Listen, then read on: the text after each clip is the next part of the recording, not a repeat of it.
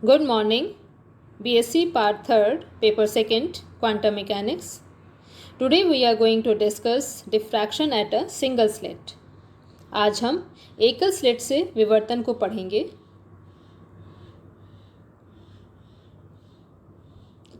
Diffraction at a single slit. Let us assume that electrons of momentum px are incident on a single slit in yz plane and the width of the slit is 2b from y is equal to minus b to y is equal to plus b. The experimental arrangement is shown in the figure.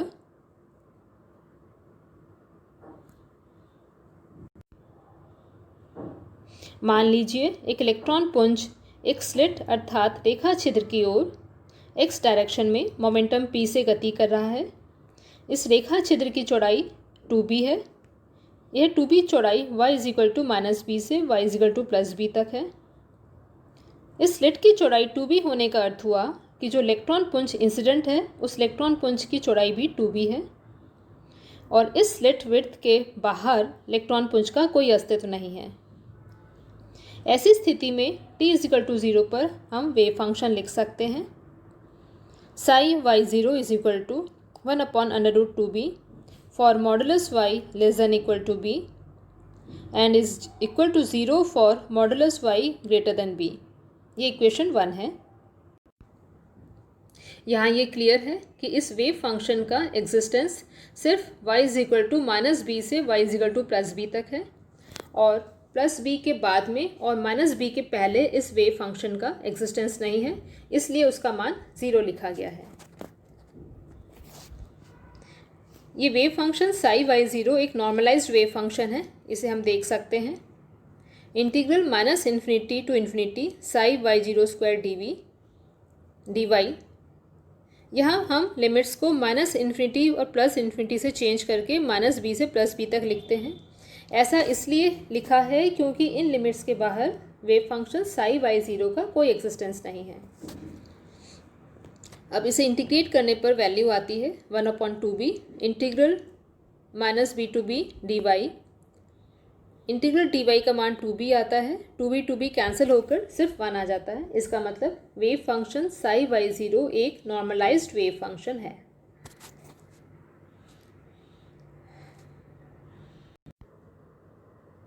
इस wave function psi y0 को momentum space में लिखने पर जो एक नया wave function आता है वो इस प्रकार है. मोमेंटम स्पेस में वेव फंक्शन लिखने के लिए हम साई y0 का फूरियर ट्रांसफॉर्म लेते हैं. फूरियर ट्रांसफॉर्म आपने फर्स्ट ईयर में भी पढ़ा हुआ है. मोमेंटम स्पेस में जो वेव फंक्शन है उसे हमने ए पी वाई लिखा है.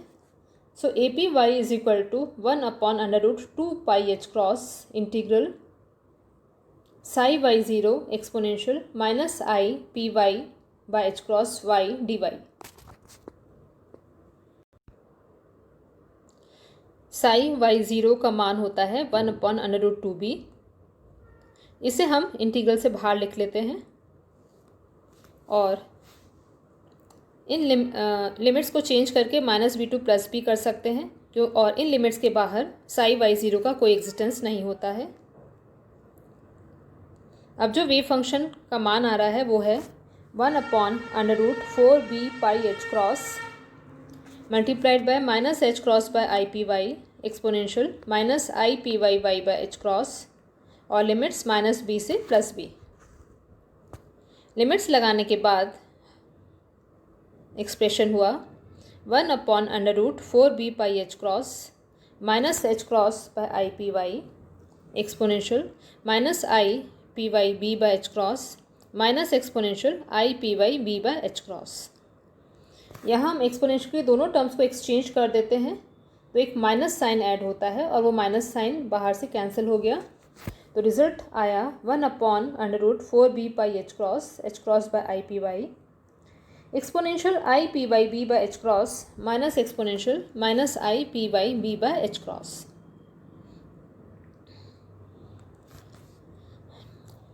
इसे हम 2i से डिवाइड करते हैं और बाहर के कांस्टेंट को 2i से मल्टीप्लाई कर देते हैं तो रिजल्ट आता है 1 upon under root 4b pi H cross 2h cross by p y exponential i P y b by H cross minus exponential minus I P y b by H cross divided by 2i। अब हम sine x का expression use करते हैं। Sine x होता है e to the power i x minus e minus i x divided by 2i। तो इसकी value यहाँ रखने पर रिजल्ट आया 1/√πb h cross by p y sine p y b by H cross. इसे लिखा जा सकता है √p by pi H cross sine p y b by H cross divided by p y b by H cross. ये equation 2 है।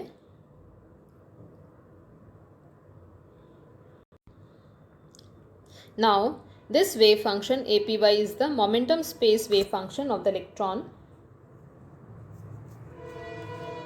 It is the probability amplitude of PY. इस momentum space wave function की probability density अगर हम निकालते हैं तो वो आती है modulus APY² is equal to B by pi H cross sine square PYB by H cross divided by PYB by H cross whole square. ये इक्वेशन 3 है।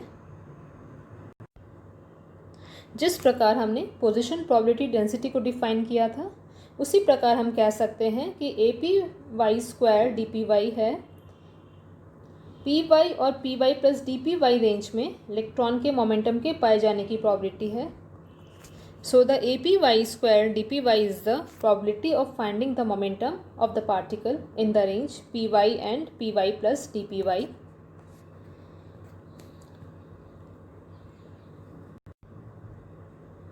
इस मोमेंटम प्रोबेबिलिटी डेंसिटी को हमने प्लॉट किया तो इस प्रकार आता है। हम जानते हैं कि थीटा टेंड्स टू 0 की लिमिट में sine theta by theta tends to 1 होता है। इसको यूज़ कर ऊपर मॉडुलस APY² का जो मैक्सिमम मान है वो हम निकाल सकते हैं। वो मैक्सिमम मान तब आएगा जब PYB बाय एच क्रॉस 0 होगा अर्थात PY 0 होगा। तो PY इज इक्वल टू 0 पर हमें APY² का मैक्सिमम मान दिख रहा है और ये होगा B by pi H cross के बराबर। अब इस एक्सपेरिमेंट से हम ये देखेंगे कि PY के किस मान के लिए APY² का मान 0 होता है। ये तब होगा जब theta is equal to pi होगा। Theta is equal to pi का मतलब PYB by H cross is equal to pi होगा। तो PY का मान आया pi H cross by B। इस डायग्राम से ये क्लियर है कि जब PY का मान pi H cross by B है और minus pi H cross by B है तब APY² का मान 0 है।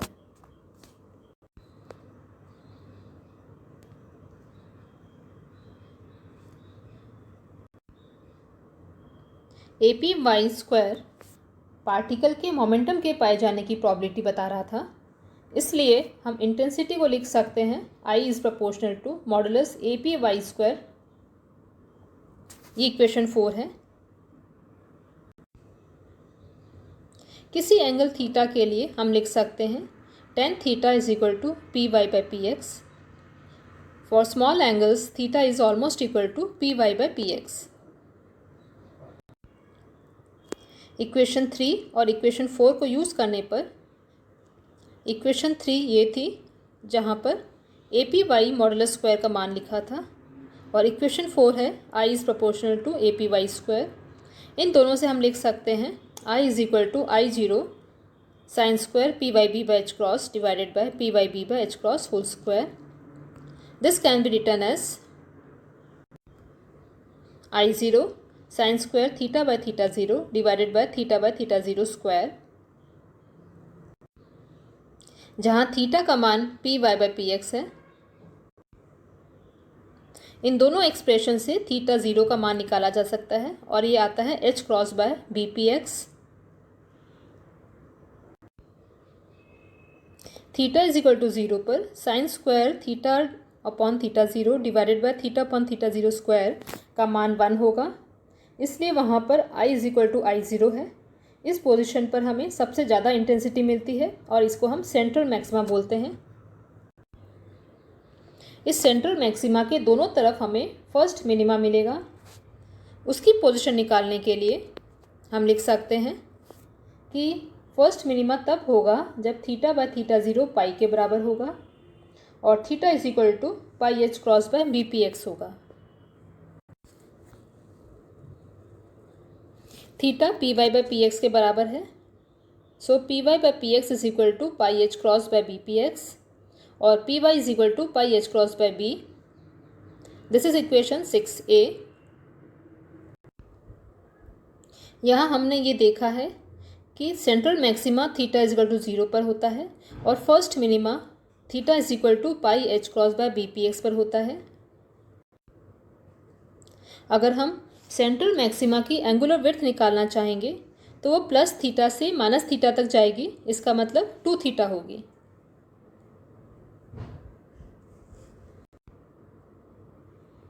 इंटेंसिटी डिस्ट्रीब्यूशन का पैटर्न यहाँ डायग्राम में दिखाया गया है। यहाँ ये क्लियर है कि इंसिडेंट इलेक्ट्रॉन्स का मोमेंटम px था, अर्थात इंसिडेंट इलेक्ट्रॉन्स में मोमेंटम का y कंपोनेंट 0 था। लेकिन डिफ्रैक्शन के बाद इलेक्ट्रॉन्स के मोमेंटम का y कंपोनेंट फाइनाइट हो जाता है। इसी को वेव फंक्शन APy द्वारा शो किया गया था। इस डायग्राम में भी central maxima theta is equal to 0 पर शो हो रहा है और first minima theta is equal to pi H cross by B P x पर दिख रहा है। सेंट्रल मैक्सिमा की एंगुलर विड्थ 2 थीटा है। So the angular width of the central maxima of the diffraction pattern is 2 theta and 2 theta can be written as 2 pi h cross by bpx।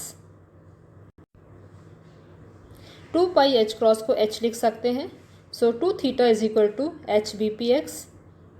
h by px is equal to lambda from de Broglie hypothesis, so 2 theta is equal to lambda by b, where lambda is the de Broglie wavelength of incident electron। This result is consistent with the diffraction from a single slit of a wave of wavelength lambda। यहाँ central maxima की angular width का जो result 2 theta हमारे पास आया है, यह result किसी lambda wavelength के प्रकाश के 2b चौड़ाई वाली स्लिट से प्राप्त विवर्तन पैटर्न के तुल्य है।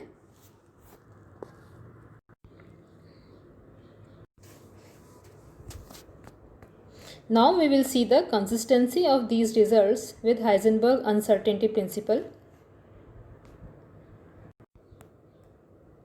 यहाँ हमने देखा कि स्लिट से पहले p Y is equal to 0 होता है, लेकिन स्लिट के बाद डिफ्रैक्शन पैटर्न में हमें p Y is not equal to 0 मिलता है।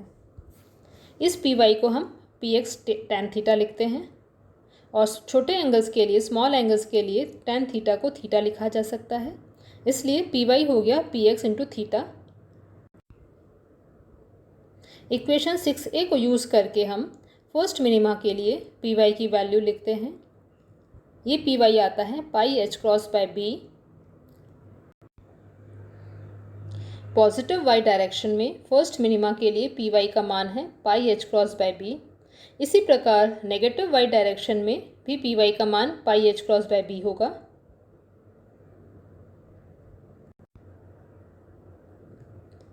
अगर पी वाई में अनसर्टेनिटी को हम डेल्टा पी वाई लिखते हैं तो डेल्टा पी वाई हो जाएगा P Y minus minus P Y is equal to 2 P Y और 2 pi H cross by B. This is equation 8। यह पी वाई मोमेंटम में अनिश्चितता है।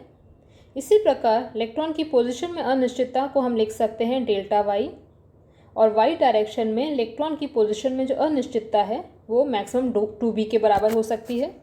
So delta y is equal to 2b। This is equation 9। अब equation 8 और equation 9 से हम लिख सकते हैं delta y delta p Y is equal to 2 pi H cross by b multiplied by 2b। B cancel हो जाता है और रिजल्ट आता है delta y delta p Y is equal to 4 pi H cross यहाँ ये क्लियर है कि डेल्टा वाई और डेल्टा पी वाई का जो प्रोडक्ट है ये h×2 से बड़ा है। ये रिजल्ट भी हाइजेनबर्ग के अनिश्चितता सिद्धांत के अनुरूप है। This result is consistent with the Heisenberg position momentum uncertainty relation.